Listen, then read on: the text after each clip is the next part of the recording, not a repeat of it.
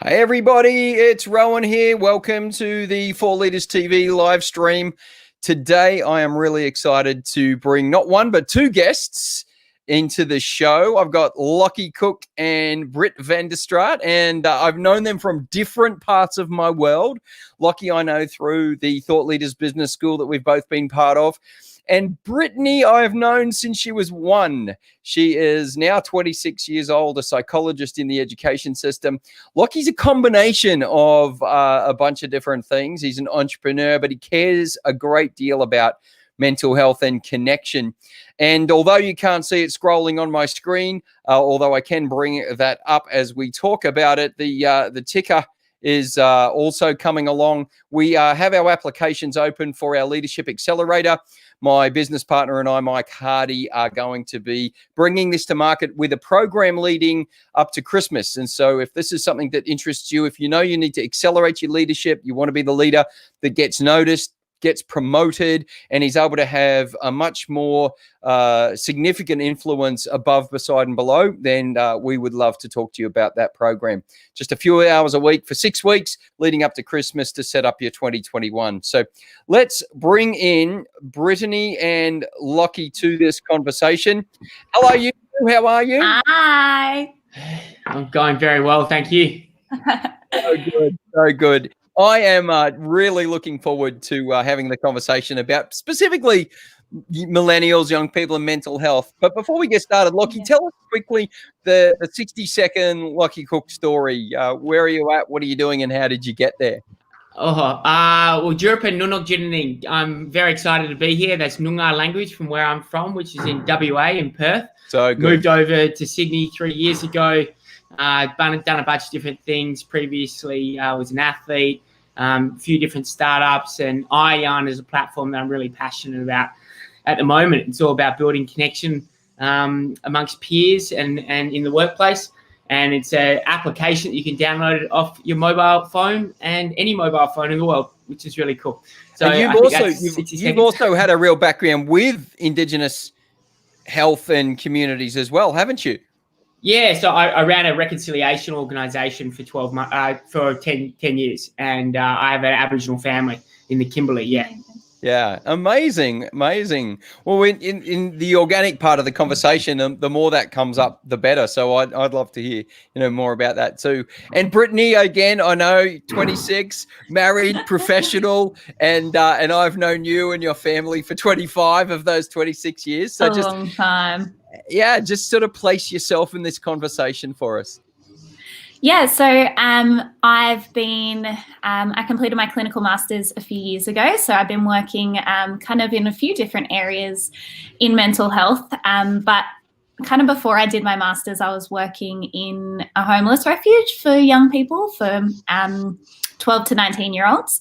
Mm-hmm. And I guess that's how I kind of became passionate and decided I wanted to pursue clinical psych, was because a lot of these young people were kind of going from refuge to refuge.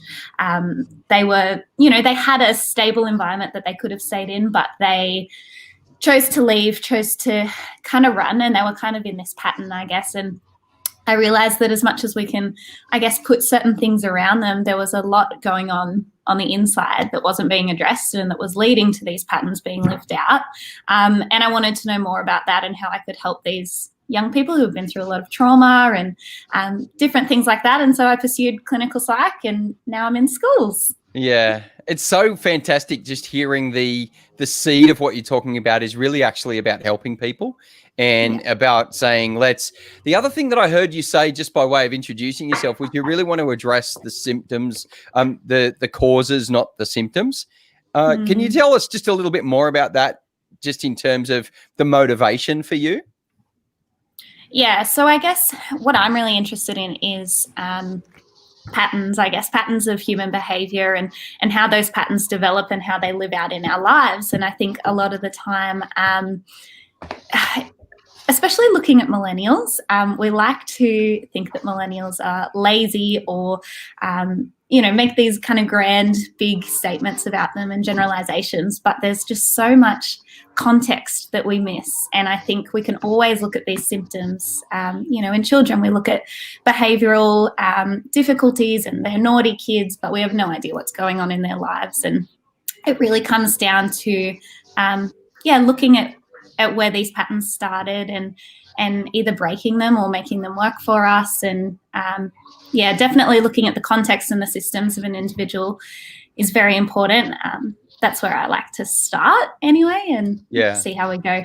Yeah, that's fantastic. I'd love to we'll hear a little bit more about also your switch from perhaps private practice into the education world because of your real passion for that coalface work with young people too. Yeah. The other thing everybody needs to know is this is live, and Lockie was telling me before we went live he hasn't done one of these before, so it's a bit of a road test for him. And I said that if Lockie and Brittany wanted to have a conversation as well, then it could be something that that they will have as well. So I think we're in for a bit of a treat for the next half hour or so. Yeah, Lockie, tell me a bit more about the transition for you from the work that you did for all those years into backing yourself and backing the tool of iYarn. Because the iYarn's a tool, but it also represents enormous amounts of hard work and enormous and ongoing hard work, I know, and investment. But it represents a passion that you've got. So talk to us about the transition. Talk to us about the passion. Well, I think it's a good question. It's kind of like I've been thinking about this. Like I'm so passionate about iYarn. It's so aligned with my purpose. And it's really a cultivation as a result of all the different things I've done through my 20s. I finished school, did the uni thing, a business degree. And while I was doing that, I went and I set up a youth reconciliation organisation. And that kind of set up such a great foundation for me. One, to just, connecting with country, myself, my body, emotion, mind, with all these different experiences I had. But then also, I'm a privileged white Australian, and becoming a lot more aware around, other people, people who are of colour. And there's a lot that we don't know unless you kind of go down that journey and truly invest the time to learning. And so that was a real great foundation for me. And while I was doing that, I was also a lead athlete in the Australian kayaking team. And as part of that journey, I kind of realised, it was all good. And then I got a crazy injury that kind of ended my career.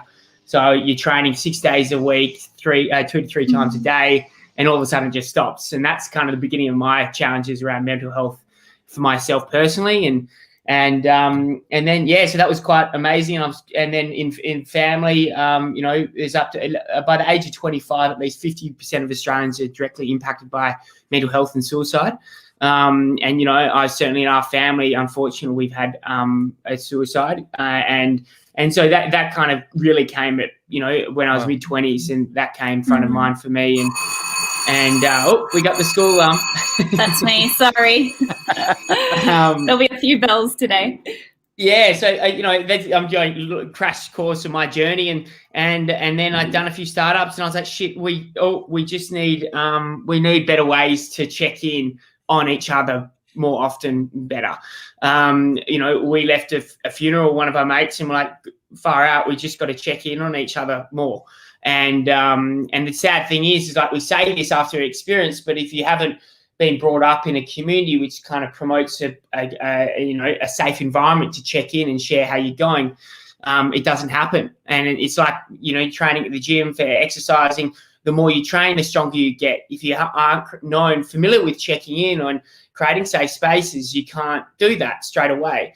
And so I was like, let's try to create something like that. And my Aboriginal family that I got adopted into had this real amazing word called iYarn. So iYarn is a Western Kimberley word, or my Aboriginal mob in Bardi people, Ngāti Urun. It's kind of a word for your body, your emotion, your mind, your spirit.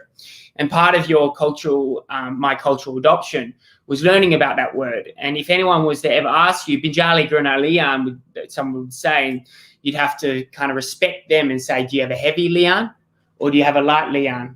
And that automatically was a safe space for you to share what's going on.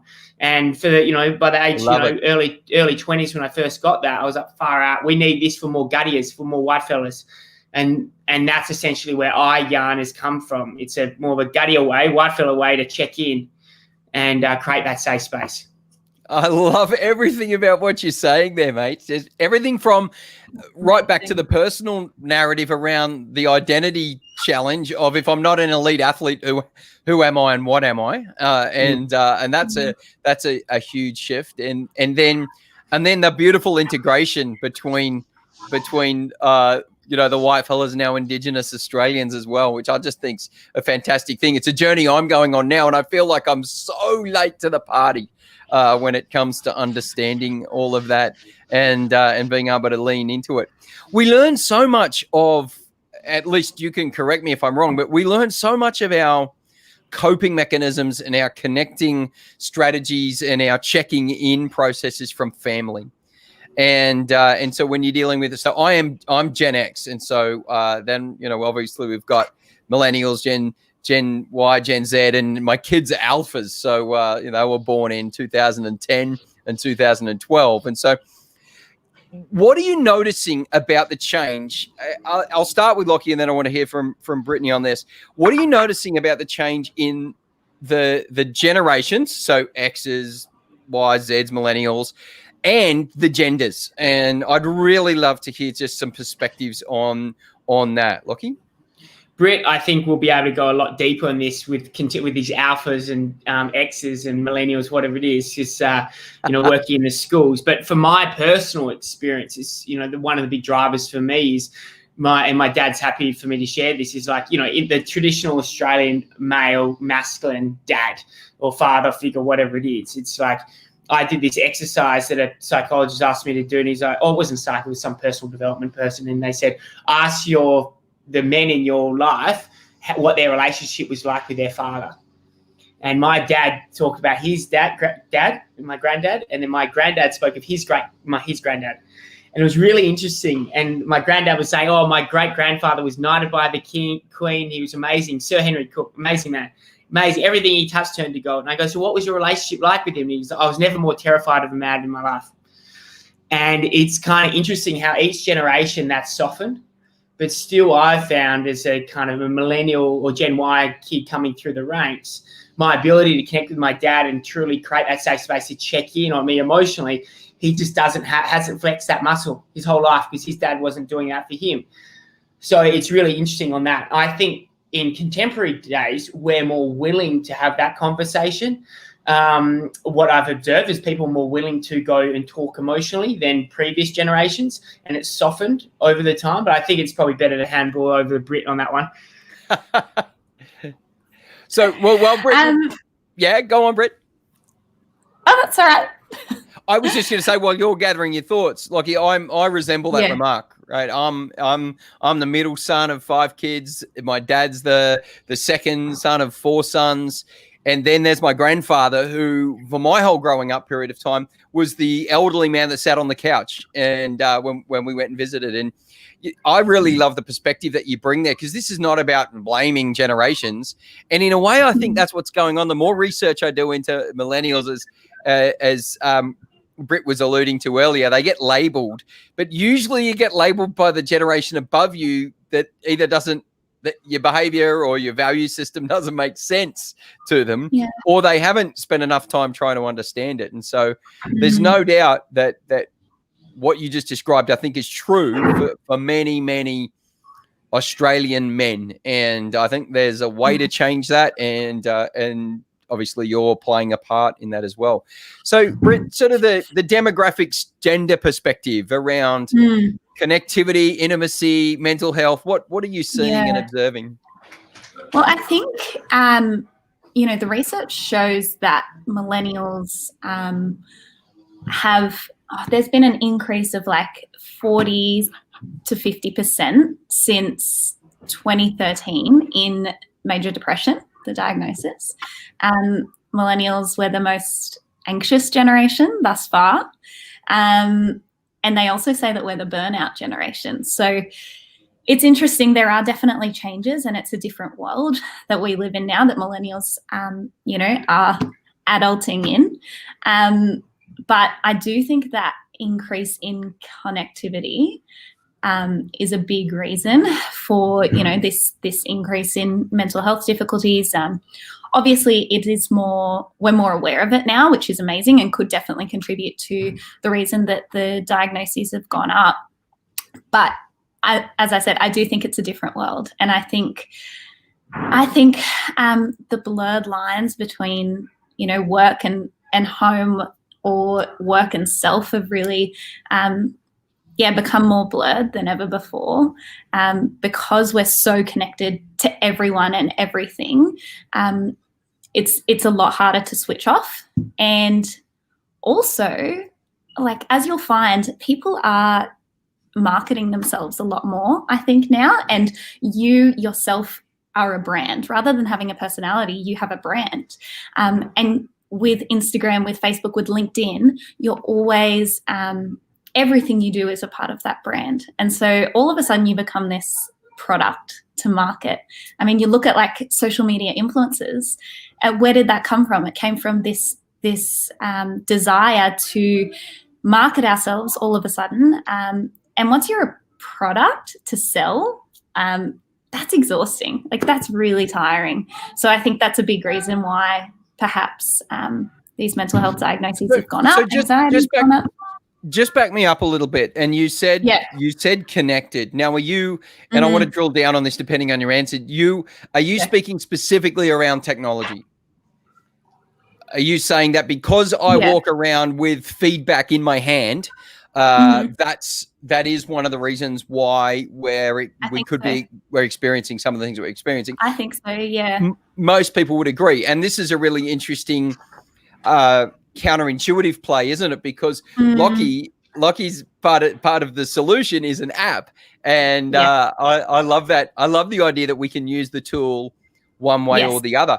I just watched The Social Dilemma, the new doco that's out, and it was astounding on so many levels. And there's no doubt that navigating for myself as a dad, navigating two kids, particularly one of them just loves the screen, just loves it. And we're like, actually, you know what? We're going to ride a bike. We're going to drive to the beach. We're going to go for a walk around the block, or, during pandemics and various other experiences like that. For us, it was when we were able to, we would just do a lap around the shopping center or two. And so, those sorts of things. So is that what you mean? So just that digital connectivity?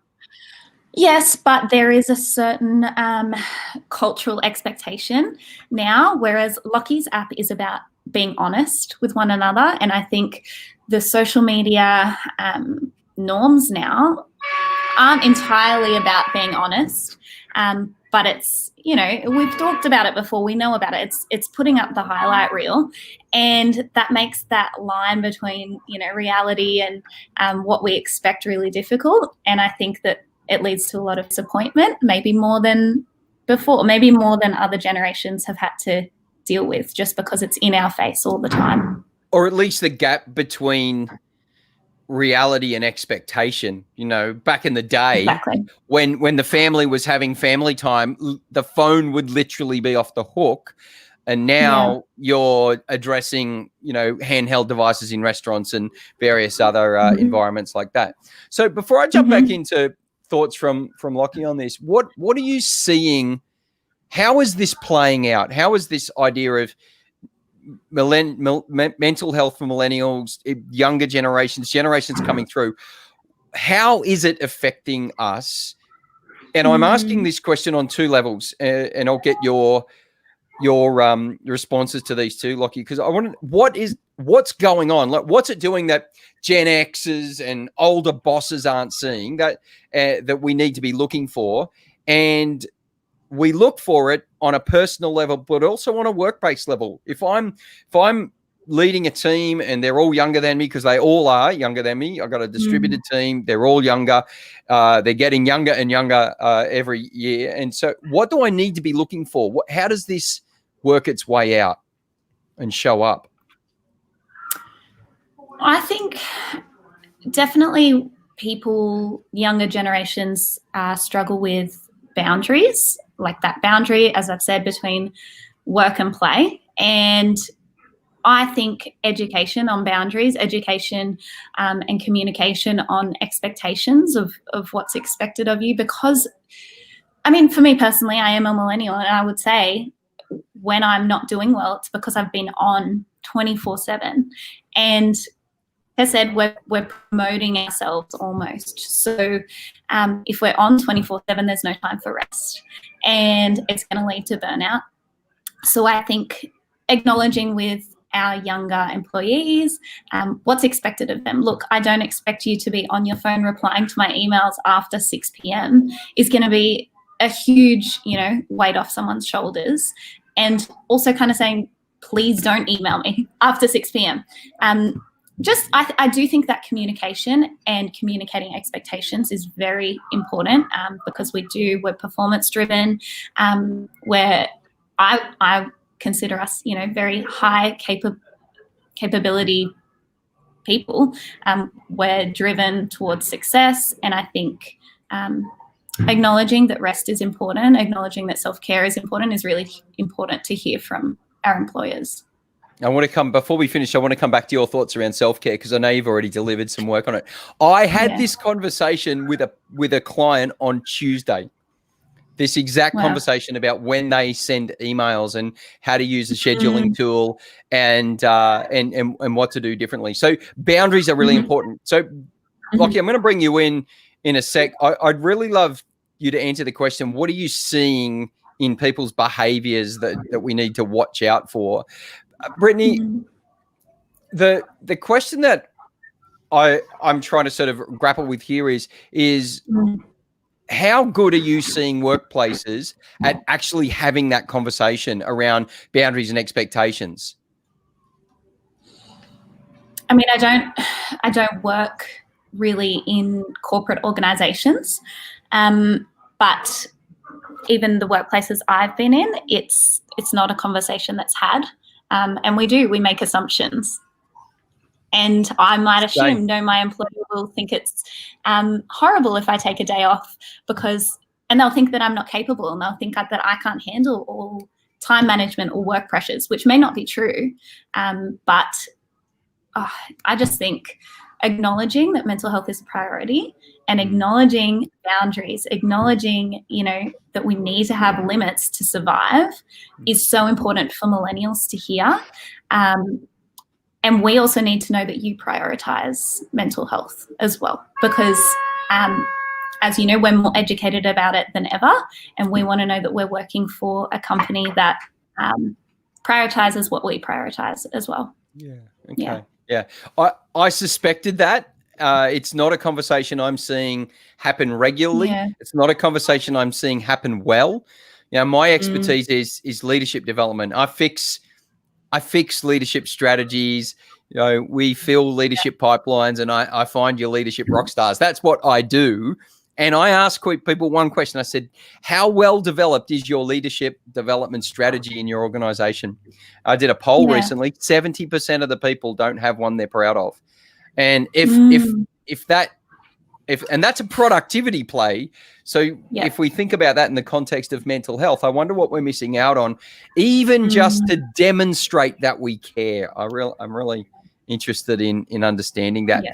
Lockie, what are you seeing in terms of disconnectivity, the behaviors that might be coming up as a part of that? As Britt was saying, we just think it's bad behavior, but really we haven't taken the time to understand what's really going on. What are you noticing, number one, and what should a workplace or a friend be looking for in these environments? What are you seeing? I've just been scribbling down so many notes because I love so much of what Brittany's been saying. I just pull back. Like I think for me, some stuff that's really dropped is like that. This anxiety that millennials have is like all of a sudden you have this personal persona you're putting out in social media, but then you've also got this professional persona that some people put out on LinkedIn. And it's interesting your question around, you got the difference. There's quite significantly different personas you're talking about. So the personal check-in with friends, and then also the workplace check-in as well. And what I've realized is that the platform I've got does speak to both audiences. The way how you check in on certain things does that shift to different what kind of the relationship is like in that workplace. So firstly, for personal reasons, Brené Brown talks about vulnerability builds connection. And there's certain different degrees of vulnerability, So like, I'm not going to go and start talking about, relationship with my partner sexually with my boss. Probably not. But maybe it could be a conversation that I may have with a friend who, may have gone through similar things about romance and this and that, and I can be vulnerable, with that person. But then in the context of the workplace, I think it is crucial to build up a form of checking in on the areas of that workplace that matter most. And identifying what areas of that workplace that matter most, you do have a top-down approach, which is generally the values. And it depends on how those values were created in the organization. Was it something that everyone in the business kind of have been involved with creating? Or was it, founders set up the values 20 years ago and this is something that's held true throughout the organization? But then in this contemporary day, there's other areas of a workplace of why people work there.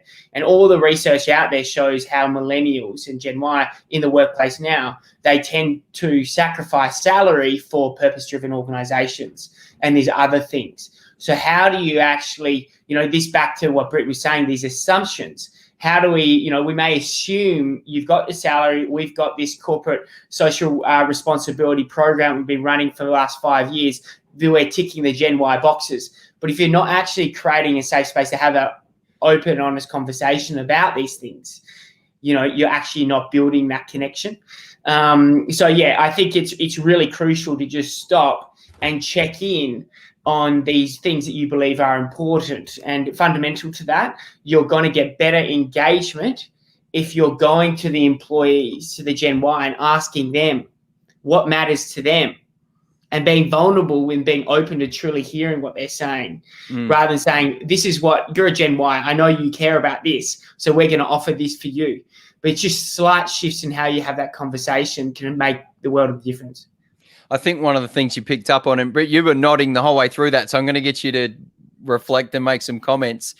The idea of understanding, I think discretion is one thing. Like, who do I talk to? About what, at what time, I think is a really important part of just maturing as a person. And at the same time, being careful not to overthink that, because we've got to have people that, we have people that speak to our soul as well as speak to our mind or speak to our body. We have people that we engage in a work environment and in a personal environment. One of my colleagues, Richard, has put in the chat box, he said, how do we help people integrate themselves so they don't become fragmented? And Rich, if you're still on, drop something in the chat box with your own thoughts on that too, because you're a long way ahead on that thinking than I am. So Brittany, you were sort of acknowledging a lot of what Lockie was talking about there. What was going on for you while he was sharing that? Yeah, I was just thinking about the bells. No, this is perfect. This Cool. is what live shows are about. You're actually giving us a really great gift of your time. So thank you. Oh, you're welcome. Just thinking about that psychological safety and how important it is for productivity. Even for me, my favorite thing to hear is that I'm trusted. And I like to know that I can come to my employer with ideas, with, new strategies, with my passions, and know that I'm not going to be reprimanded for it, and know that I'm not going to be, it's not embarrassing for me to do that. So that's how I conceptualize psychological safety, is knowing that it's a safe place, knowing that I can come, be honest, be vulnerable, as Lockie was saying. And that's how my employer or my colleagues and I are going to connect. And that's how I think, you're going to get the most productivity in your workplace or wherever you are, is knowing that it's a safe place, knowing that, and part of knowing it's a safe place for millennials, I think, is knowing that they prioritize mental health. So what characterizes that? If we had, because lots of people engage with this after the fact, and so I'm saying, okay, I know I need to take more care of this space. I particularly need to do it in working from home environments. What are the handful of things that you'd be going, hey, people, look for this. These are the kinds of changes we'd love to see happen in the workplace. What are they? Do you mean as a millennial, or? Yeah. So you're saying I'd love to see more of this in the workplace. So prioritizing mental health. Lockie talked about, well, if you want to know what's important, ask. That's not rocket science. Totally. So those two things seem to be really important. And the reason why I bring that up is historically, work's been, hey, the top says this, it comes down, it comes down, and it comes down. And whereas there's a much more bottom-up approach, I think, in terms of what we're experiencing. What else do workplaces need to hear that will make a more psychologically safe environment, a more trusted environment, a more engaged environment? I think emphasizing progress as opposed to success. I think, celebrating the little wins, just that communication of expectation of what success is to you. For example, is success, constantly achieving and ticking the box and whatnot, or is it, ensuring that what we do is aligned with the values of the company? And is it coming up with new creative ways of producing things? Are we trying to produce change, or are we just trying to, complete tasks? I think that would help me.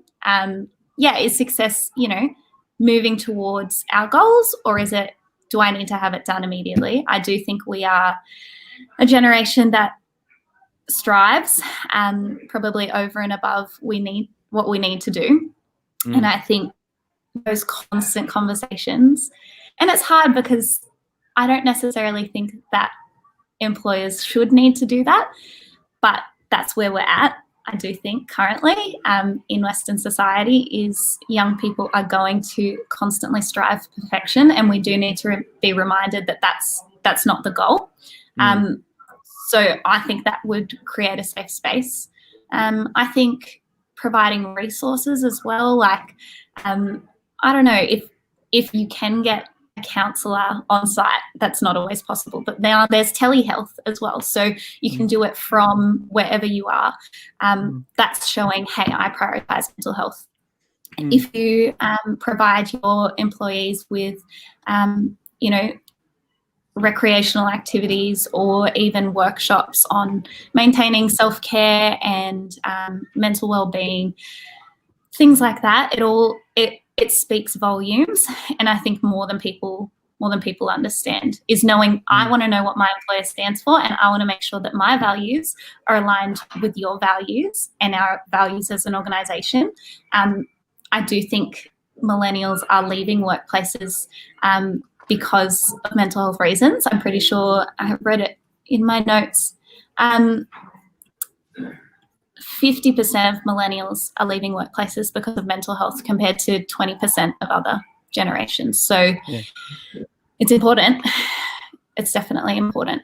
And it sounds like even in the way that you're talking about it, it sounds like it's not necessarily, here are the 9 things that have to happen, but it's more like, what Lockie's talking about, have a conversation about what safe, healthy workplaces look like here, and then help us make that become a reality. That's really the theme of what I'm hearing. And I think that sounds like a real priority. What does that mean? And especially in the work from home situation. So you've lost the commute, you don't need to do it anymore. I've got work going back to the US, so that's early mornings. Lockie's got work with developers on the app that requires him to be doing things into the afternoons. And so we were talking about you keep the mornings as free as you can, don't you, mate? So that's a priority for you. Yeah, I for me is a big shift for me is I'm a morning person, and I'm quite driven by this classic. Well, I think a lot of people are driven to want to be successful and do what they want to do and achieve their goals, to get up and get into work. But I know if I go do exercise in the morning, then get straight into work all the time, and then I'm going through, and then, you know, my most important part of my day starts from probably 4 p.m. onwards, and that's because I've got my developer calls and my, you know, European calls and things like that. So if I'm not cognitively there, I'm making big decisions about the core product that may not be aligned because I'm actually not fresh. My brain's not operating at its peak performance. So I try to actively go a bit slower in my mornings, and so then I'm more there in the afternoon. So that's how I'm personally, you know, managing it. And I think a big part of this conversation I'd like to touch on is, you know, this is a lot leading on what can the workplace do, what can the schools do, and all that. But, you know, and I think there is a reason why we do our work is it comes back to the individual. Like, you can be, you know, lead a horse to water, all these different things. But, like, I think there needs to be a bit more of this data around that kind of ownership, you know, where you're at, and your own, and take that, not outsourcing it. You've got control on that decision and where you're at, and that self-awareness will help you make the better decisions. And I go super uber old school with this philosophy, back to this concept, a rite of passage. And I think, you know, all these challenges that we go through, being mental health, being workplace, bullying in the workplace, whatever it is, it actually builds up character. And I think that shift in psychology, where, as opposed to being a victim, to I'm actually in control of this, and if that's not working, I'm going to change and take action rather than pointing the finger. I think that's really powerful, and it's an empowering, like, a thing that we can realize that if something's not right, step up and change it, rather than pointing the finger at someone else for creating your own unhappiness for whatever reason that is. And for me, that psychology has been, you know, that really a lot of humans have gone through that journey from boy to adult, or, you know, child to adult. Transition is around, you know, it's all about me, to altruistic when you make that jump to being an adult. It's about us and your role in the community and that. So, you know, I think a big part of this around what can workplaces do, a big part of it is actually like a good leader or good manager or mentor empowers the individual to make the right decisions rather than giving it all on a silver platter. I really agree with that. And I'm so pleased you brought that up, because the question in my mind was shifting the conversation to friends, family, and self, and sort of land this live with that kind of a conversation. One of my highest values, Lockie, is personal responsibility. And I think if it's not working out, then I am in some way a contributor to that. And that might be because I can't run around the block because, you know, my Big Mac diet's working so well, or it might be, and this is a mistake I made, and I'll happily go on record, in my late 30s, I made a really significant career change, and took on a lot of responsibility that was challenging for a number of years. And the number one thing I did wrong was not get proper psychological support. And I made that mistake and paid that price several years later. And I wish I'd done that differently. And so you think about personal responsibility, what support structures, what disciplines, what mentors, what learnings can I put in place? So big fan of that, absolutely. So friends, family, and self, Britt, what do we need to be aware of, understand, do differently in this whole idea of mental health and wellness? Tell me what you mean by friends, family, mental health. Well, I want to be responsible for the best possible mental health I can have for myself, firstly, and be a good friend and a good family member for other people as well. What would be some strategies or some skills that I could use to do that well moving forward? Yeah, I think definitely educating ourselves on what mental health is, especially if you grew up in a family where there was a lot of stigma, and maybe, a lot of I'm in a very culturally diverse school currently, a high school, and a lot of the cultures don't believe that mental health is a real problem, or maybe just don't want to acknowledge it.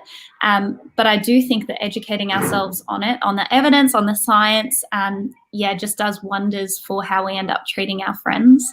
I think we're problem solvers, especially, the people who are listening to this are professionals, they're leaders. We want to solve problems, we're good at it. But acknowledging that sometimes people do just need a safe space to communicate how they're feeling. I think it's really important that we don't demonize emotions and say, yeah, you're feeling sad, let's go fix it. No, people can feel sad, and that can be that's helpful for them to acknowledge that and to accept it. And, I think we do. We want to rush past the uncomfortability. We want to rush past the unpredictability and uncertainty of life, but it just doesn't work like that. And I think acknowledging emotions, especially the uncomfortable ones, is actually going to build resilience in your people. So help them to acknowledge that their emotions exist. They're not evil. They're not dangerous. Sadness, anger, anxiety, it can't kill you. But what we can do is we can say, hey, yeah, this is how you're feeling, and I'm here for you. I think that's really important. Yeah, that validation, again, one of the big themes that's come out of this conversation, surprisingly in a way and not surprising in another, is the theme of intentionality, where we've actually got to be intentional about connecting with one another. We've got to be intentional about, I learned connecting primarily from my family, as Lockie was describing, and intentional about that the validation of the feelings and what to do about that. That's resourceful. I want to land this by letting Lockie talk to us about iYarn. And it's not an ad for your iYarn, but it's a very, very useful tool. And a lot of people are talking about how powerful and useful it is in terms of connectivity. Yeah. And can I just add quickly? Absolutely. Sorry, I was just going to say I'm so excited to hear all about iYarn, because with remote learning, we had to give kids all this mental health stuff and online stuff that they could use because we couldn't be there with them. So I'm very excited. Sorry. Lockie, over to you. Wow. Well, thanks a lot. I guess, where it kind of comes from, with mates, from mid-20s, we're all going through this quarter life crisis, maybe a couple of years out of uni or just straight into a career. What are you up to? And there's a fair bit of anxiety around, I don't have enough savings, don't have a house, don't have a partner. What are these things happening? I'm going to go out, party, drink or whatever it is. And you got, on the train of mental health challenges up and down, whatever it is. And then I've got one of my best mates. He's right into Tony Robbins, and he said, they've got this thing called the life wheel and categories of life. And so what we started doing is, we'd meet up once a month and drew a circle and chose the categories of life that matter most to us, and over dinner we talk about, each other. So in the middle, imagine a bike wheel. For people who don't know what circle life is, you've got a bike wheel, and spokes of the bike wheel, different segments of your life, and zeros in the middle and 10s on the outside. So imagine you're giving a score 0 to 10 of these areas of life.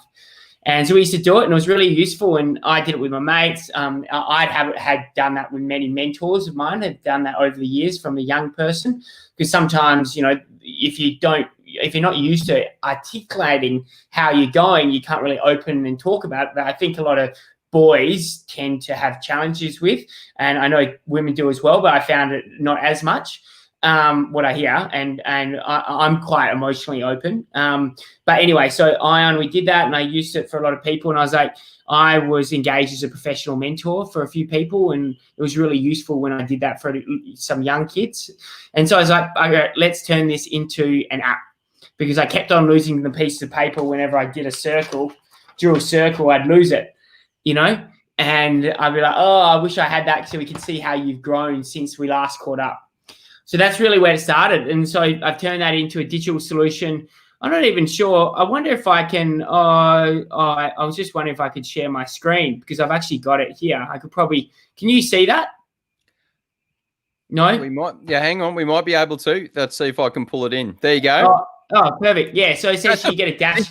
By the way, folks, this is a first for us on the live show. So what you could do, this is a school right here, Penrith High School, right? So you got a bit of a check-in. You could customize these segments yourself, and you can see how things are going. You can kind of put in a bit of a check-in, 0, in the 5 and high, and you can put in a bit of a description as well. So all of a sudden for pastoral care, it's really useful. Beginning of 2 groups, you can write a bit of a comment in here, and all of a sudden you've got a new check-in. And then this ends up being a bit of a conversation canvas. So like you can track young kids and how they're going and, each different segment and see how that's kind of shifted over time. So you can see sleep, something's happened here. So as a partial, this is all dummy data, but you could kind of see and you can invite people really to join that you tell us that. Thank you. That's good. Sorry? Oh, yeah, it is. It's important. So for people knowing this is not real data, you're not being showed This is a demo account. And then to say if you wanted to go in here and you go, Britt check-in, for example, you could just literally quickly do a check-in, do a private or public. So public means it's anonymous or private. And then you can go through and choose the segments you want to check in on. And so this is really useful. You could do one with a kid, you could customize it. You can just type in school, and all of a sudden you can choose what that is. Are you feeling good or whatever it is? And then all of a sudden you've got a check-in, and you can get an instant check-in with that young person there and then, and then you can do it. So that's how simple it is. Yeah, quick little. Oh my gosh! I think you've just like blown Britt's brain there. I'm so excited. And my buddy Richard Harmer's also, he's looking on Facebook. He said it's a fantastic idea, Lockie. So, and this man's a certified genius. So that's really great feedback. It's been really effective in schools. So schools are using it as part of partial care. Beginning of school, some kids don't know, and the sad thing is there are these mental health things happening in schools, as Britt was saying, more than ever. So how are schools providing that? And this kind of provides that. Yeah. Amazing. So last thing. There's this at the end of the TED Talks used to have this idea of the TED Wish. And, one of my buddies, Pete, talks about, well, if you had a wand and you could wave it, what would you love to see happen? So with this idea of mental health and wellness, Britt, if you had a wish, a desire, a dream for the future, what would you like it to be? I think people being more honest with others, more honest with themselves, more honest on the internet, and using it more as a tool as opposed to more as a connection tool as opposed to a branding tool. I'm absolutely agree with that sense of vulnerability does create connection, and it's so healthy. Once we're vulnerable with others, we can be vulnerable with ourselves, and I think that's the first place to start for change. That's what I would love to see happen. Yeah, that's great. And for me, I really second that. Like I totally wholeheartedly agree in that. And just going one deeper, that is like creating safe spaces for that. And people acknowledge the importance of creating those safe spaces. And that can be father, son, mother, daughter, mother, son, whatever it is, teacher, student, peers, friends, that's going hiking, trekking, walking, and just having quality time together, not getting distracted by these other devices. And that's where all these things that I think Britt was talking about can be done. But that can't be done if it's not a safe space. Yeah, absolutely. I want to thank you so much. This has been so much fun. Britt, we know you've got lots going on in the background with school, but like I said, you've been incredibly generous with your time. So have you, Lockie. We will obviously be providing this to you and posting it on all socials, and people can engage with it as well. And we'll make sure the iYarn links are there too. But thanks, everybody. Really appreciate you dropping by. Thank you. Thanks for having us. See you guys soon. See ya. Bye.